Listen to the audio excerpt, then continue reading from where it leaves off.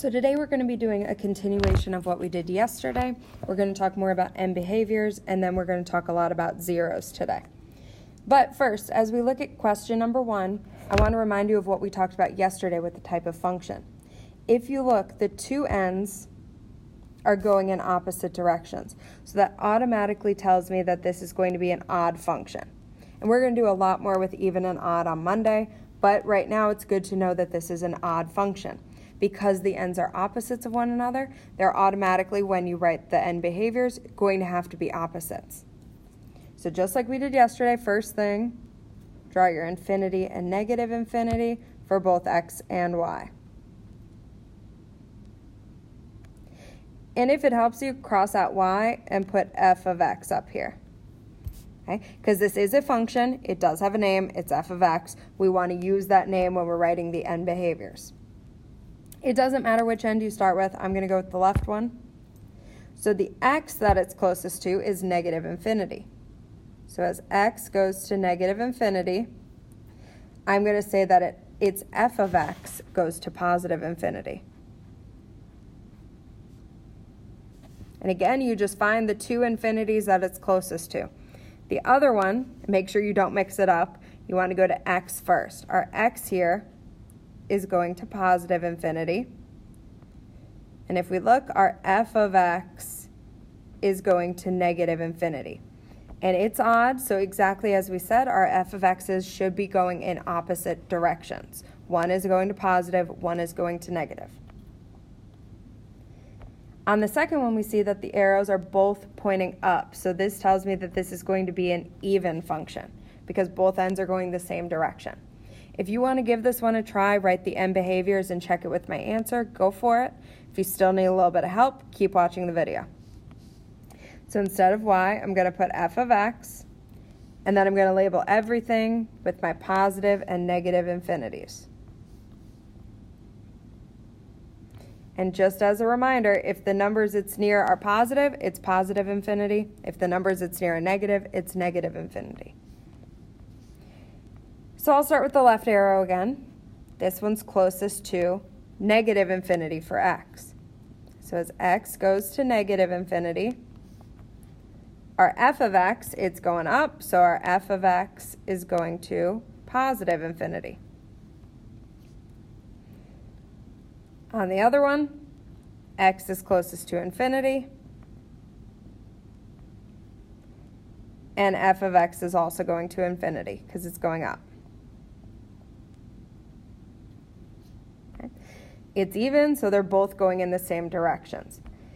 Now I want to backtrack and talk about zeros. We have done zeros a ton of times before. You guys can do zeros. I know you can. But as I look at the first one, the first zero is one I really want to talk about. This zero is at -5. But do you guys see how it comes down and it almost hits and bounces back up, like a tennis ball or a basketball would? It hits the ground and bounces back up. This right here is called a double root. In the near future, we're going to be writing equations from the graphs or possible equations from the graphs. And when we do that, we need to know a double root because a double root is counted twice. When we write the roots, we only have to write it one time right now. X equals -5. But you'll see in later days when that matters.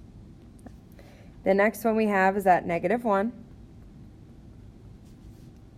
Then we have a root at +4. And a final root at x equals 7. So using those roots, I can actually write a possible equation for the graph I have up there. First off, the right end, the leading coefficient, tells me that this is going to be negative. Okay, you guys see how the right end is going down? That tells me that this is going to be a negative graph, so I put the negative out front. Well, we have -5 as our first zero, so I'm going to write x plus 5. When it goes in parentheses, we switch the sign. I have a -1, so I write x plus 1, a +4, so I write x minus 4, and a +7, so I write x minus 7. Now we go back to that double root. The one at -5 was a double root because it hit and bounced back. So to show that it's a double root, I just put a squared up there. On the second one, we have the zeros. I have a 0 at -3, another one at -1, another one at 0, and finally the last one is at +2. So another one, to write an equation for this, I'm going to start it with y equals, and we're writing these in factored form. If you have the zeros, you can write it in factored form. So our first one was -3, so I'm going to write x plus 3. -1 turns to x plus 1. 0, you can write x plus or minus 0, but you can also just write x. It's a little bit simpler that way. And then +2 turns to x minus 2. This one, since the right end is pointing up, that means it has a positive leading coefficient. So I'm not going to put a plus sign out front. We're just going to leave it as is to show that it's positive. On the next ones, all we're given are the equation, and we need to figure out the end behaviors. So if it helps you, draw it out. We just need to know what the two sides are. So if we look at this first one, I see that negative leading coefficient. That tells me that the right end is going to go down. And do you guys see how the exponent here, the highest exponent is a 2? Well, 2's are even. So that tells me that the two sides do the exact same thing. So that side's also going to go down. So for both of these, since they're both pointing down, I can write for each of them, f of x is going to -infinity.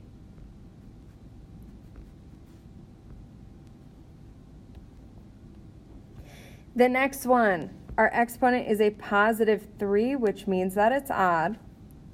And also, there's no negative out front. That means it's a positive leading coefficient. So that tells me it's going to go up to the right.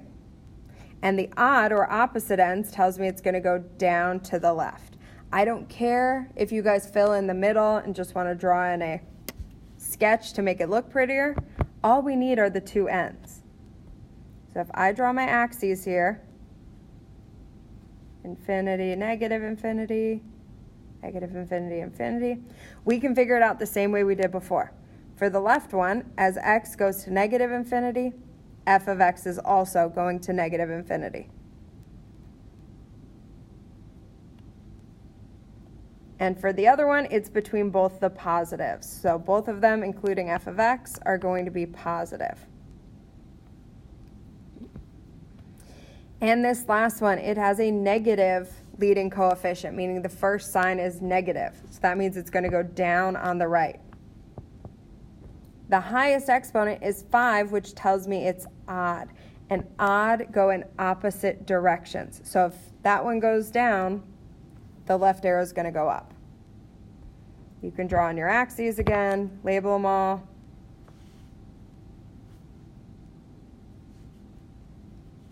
And go from there. The left one, as x goes to -infinity, you see that the f of x is going up. So f of x goes to +infinity. And as x goes to +infinity, that one has an f of x going to negative.